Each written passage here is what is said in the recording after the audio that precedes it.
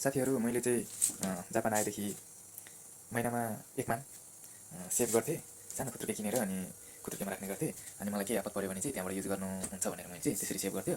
अनि योभन्दा पहिले पनि म सेमङ्गाको पढ्नलाई सुरु गर्दाखेरि मलाई चाहिँ एकदम ठुलो बिरामी भएको थियो अनि म नेपाल जानु पऱ्यो दुईचोटि जानु पऱ्यो। अनि त्यो बेलामा चाहिँ मसँग काम गरेको पैसा थिएन अनि बिरामी भएर बस्नु परेपछि काम पनि छुटेर अनि पैसा पनि आउन छोडिसकेको थियो। अनि त्यो बेला चाहिँ मैले अब इमर्जेन्सी जस्तो नेपाल जानु पऱ्यो भएर अनि त्यो बेला चाहिँ मैले त्यो खुत्रुकेको याद आएर अनि खुत्रुकेबाट पैसा निकालेर अनि गएको थियो।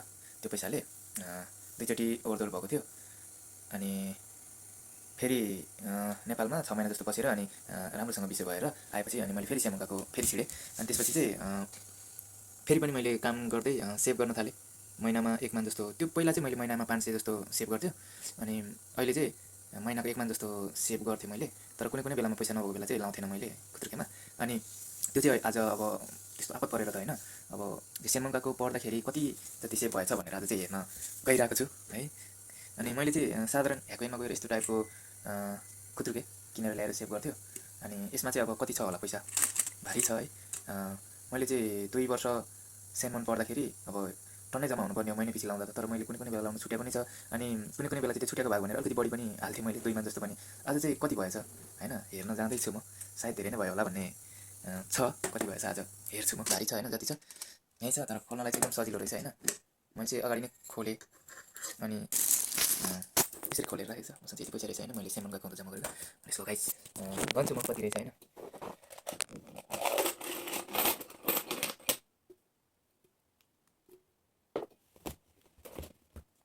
यो चाहिँ 10,000 को भइहाल्यो होइन। यहाँ चाहिँ मैले 1 मान भन्दा 1 मान र 500 को मात्रै लगाएको छु, यो 2 थरीको मात्रै छ। अनि यो चाहिँ 10,000 को नोट भयो। अब कतिवटा रहेछ 10,000 को हेरौँ, एउटा भयो, योलाई 2टा हुन्छ, योसँग 3टा भयो, योसँग 4वटा भयो, योसँग 5वटा भयो, योसँग 6वटा भयो,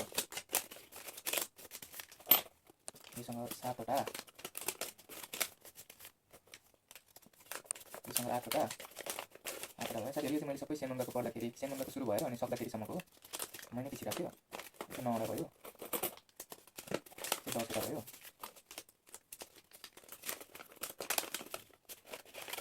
यो 11वटा भयो, यो चाहिँ 12वटा भयो। एकदम हेल्पफुल हुँदो रहेछ। यो चाहिँ 13वटा भयो। म चाहिँ यसरी नै जम्मा गरेको पैसाले एकचोटि लास्टै इमर्जेन्सी हुँदाखेरि नेपाल जान आउनलाई गएको थियो। अब साथीहरूसँग माग्दाखेरि पनि अब सबैको आफ्नै समस्या हुन्थ्यो। 14वटा 15वटा गर्न त भुलेको छैन नि मैले, साथीहरू गर्नु है।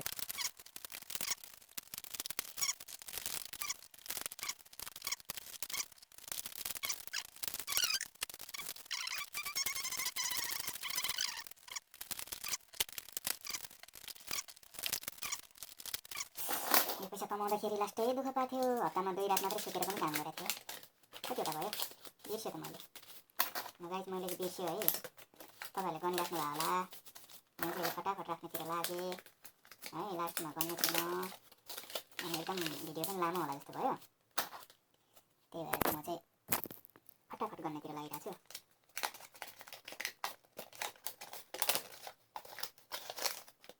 गर्नेतिर होइन मिलाउनेतिर लागिरहेको छु।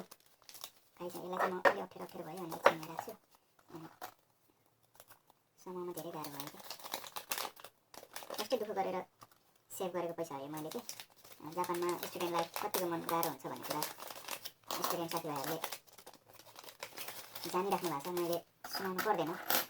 र अरू देशमा नेपालमा बुवा आमाहरू दाजुभाइ दिदीबहिनीहरूले हेरिराख्नु भएको छ भने तपाईँहरूको चाहिँ छोराहरू छोरीहरू दाइ भाइहरू कोही जापानमा हुनुहुन्छ भने एकदमै गाह्रो छ। उहाँहरूलाई जहिले पैसा भनेर टचर नदिनु होला। पहिले पढाइ सघाएर अनि पढाइ अनुसारको काम गर्न थालेपछि बिस्तारै कमाइ हुन्छ। यहाँ धेरै नै मानसिक समस्याहरू पनि हुन्छ। त्यही भएर पैसा मात्रै नभन्नु होला। पक्कै पनि यहाँ आउने मान्छेहरूले काम नगरेर रमाएर मात्रै हिँड्ने खालको मान्छे पक्कै पनि हुँदैन। यहाँ आइसकेपछि व्यवहारले नै पैसा कमाउनु पर्छ है भन्ने चाहिँ मनस्थिति हुन्छ उहाँहरूलाई। यो समयमा घरबाट मनोबल बढाउनु भयो भने अवश्य पनि पछि राम्रो हुन्छ। त्यही भएर म चाहिँ के भन्छु भने जहिले पनि पैसा पठाइदिए नानी घरमा यस्तो छ उस्तो छ भनेर नभन्नु होला। बिग्रेर नहिँड्नु। भएसम्म चाहिँ भन्दा केही हुँदैन, तर जहिले पनि पैसाको कुराहरू नगरिदिनु होला, धेरै पीडा हुन्छ है। अनि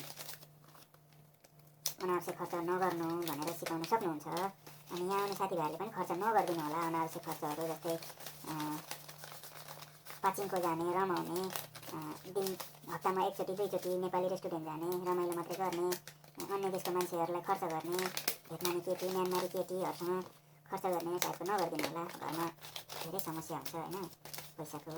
त्यही भएर मैले चाहिँ अहिले ठुलो नोट मात्रै एकमुष्ट गरिसकेको छु। हेर्नु गाइज, राम्रै छ होइन। म गन्छु अब कति भएछ।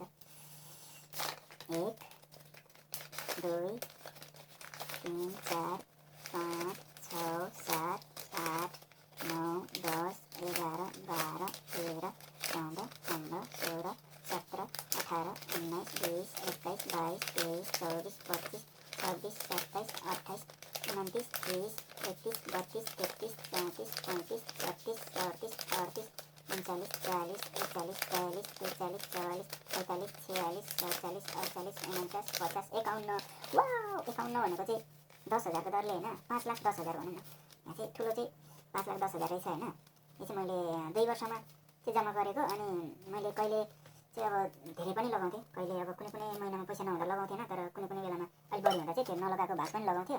अनि कुनै कुनै बेलामा चाहिँ अन्य बहानामा पनि लगाउँथेँ मैले, जस्तै यताउताबाट तरकारीहरू, मतलब बारीतिरबाट तरकारीहरू लिएर आएको बेलामा चाहिँ तरकारी किन्ने भाग भनेर पनि लगाउँथेँ मैले यसमा। आज तरकारी किन्न परेन, यसको साटो यहाँ राख्छु भन्ने टाइपले पनि राख्थेँ मैले।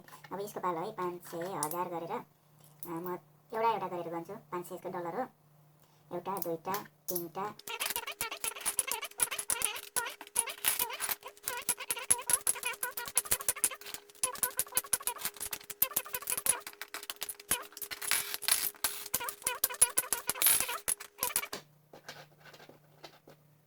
52 भनेको चाहिँ कति हुन्छ भने साथीहरू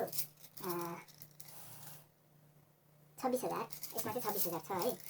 यसमा 5,10,000 अनि यसमा 26,000 भनेपछि 5,36,000 पैसा चाहिँ मैले 2 वर्षमा जम्मा गरेछु। श्रीमङ्गको पढ्दा पढ्दै 5,36,000 है। यसरी जम्मा गर्न सक्नुहुन्छ तपाईँहरूले पनि। 5,36,000 चाहिँ तर मैले घरमा पैसा पठाउँथेँ होइन है। अनि घरमा चाहिँ पैसा पठाउँथेन। मलाई चाहिँ के भयो भने सेनमङ्गा कमाउने बित्तिकै नियमङ्गा कमाउँदाखेरि चाहिँ मैले त्यस्तै 10-20 मान 1-2 लाख मात्रै पैसा पठाएको थियो। अनि सेनमङ्गाको आएपछि चाहिँ बिरामी भयो। अनि मैले यसरी जम्मा गरेको पैसा काम लाग्यो भनौँ न, त्यो बेलामा एकदम गाह्रो भएको बेलामा। अनि यसरी जम्मा गरेर राखेको पैसाले म नेपाल ओहोरदोहोर भएको थियो, दबाई गर्न पुगेको थियो। त्यही भएर मैले चाहिँ नेपाल पठाउनुभन्दा पनि जबसम्म कमाइ हुँदैन तबसम्म म थोरै थोरै चाहिँ बचत गरेर राख्छु। केही इमर्जेन्सी पऱ्यो भनेदेखि यो पैसा युज गर्नुहुन्छ भनेर। अनि मैले चाहिँ यसो गरेर जम्मा गर्न थालेको। अनि अब चाहिँ लगभग वर्किङ भयो है। अनि अब यो पैसाहरू चलाउँदा पनि हुन्छ, किनभने अब महिना पछि पैसा अलिअलि भए पनि आउँछ। अनि त्यसरी खर्च, कलेज फी तिर्न पर्दैन, अरू खर्च त उतिकै छँदैछ। जे भयो नि कलेजमा तिर्नु पर्ने पैसा चाहिँ तिर्नु पर्दैन। त्यो एकदम म चाहिँ खुसीले आज चाहिँ यो गनेको, फाइनली मैले गने है। अनि राखेको पैसा 5,36,000 5,36,000 है, भुलेँ नि त मैले।